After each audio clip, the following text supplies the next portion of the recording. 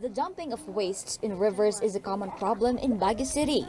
Now, a group of students from the St. Louis University called Team Huhu is doing something about it. They are building a biogas digester to help preserve and take care of the environment. A biogas digester is a simple system which produces biogas through the decomposition of organic waste. Dito kami para tulungan silang para may systematic na way ng lilinis na tayo ng baboy para hindi lang nila tinatapon sa kanal, nakaka-save pa sila. The group has formed a partnership with the following.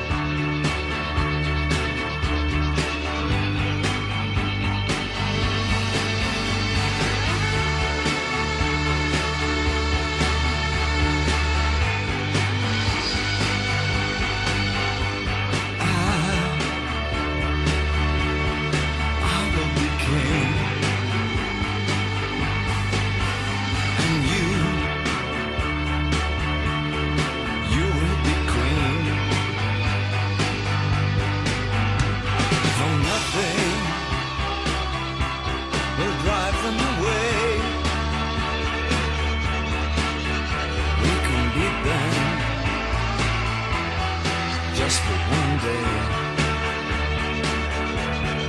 we can be heroes. Just for one day, and you can be me, and I'll drink all the time. 'Cause we're lovers, and that is a fact. Yes, we're lovers, and that is that.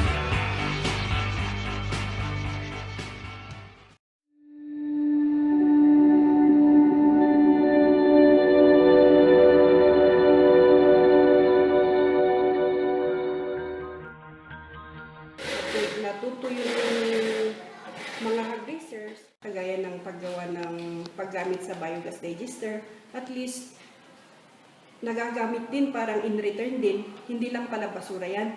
May malaking na itutulong yan, kagaya ng pag-produce ng methane gas na pwede natin gamitin sa pagluto. Malaking tulong na yan. Pagturo ninyo at pag-implement nila ng ganun, nababawasan yung mga kunwari yung mga bakterya sa hangin na lumilipad, at least nalilesen siya, nagdi-decrease siya, tapos alam na nila, ngayon alam na nilang magagamit na yung ganung mga waste ng mga animals. Alam ko malaking epekto nito kasi maganda itong sample. O tingnan ako binigyan ng ganitong opportunity. Maraming gagaya niyan, sigurado ko ma'am. Maraming gagaya. Ito'y binigay na hindi naman para sa sarili, kundi i-share ko rin sa